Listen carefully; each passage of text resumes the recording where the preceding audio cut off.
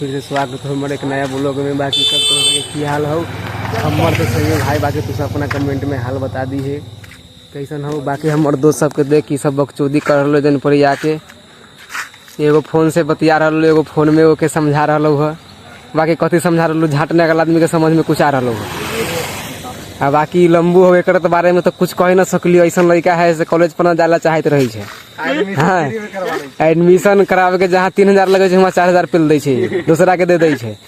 बाकी बोलबो से बउआ तनका 10-20 खर्चा कर ले तो कतु पैसे न है, पैसा कम जाएगा। हाँ पैसा कम जाएगा।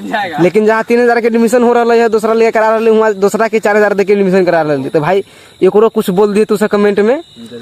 हाँ बाकी हो सचिनवा उड़चोदी गुटके न खरीद लो कहले कल को गुटका खरीद लो।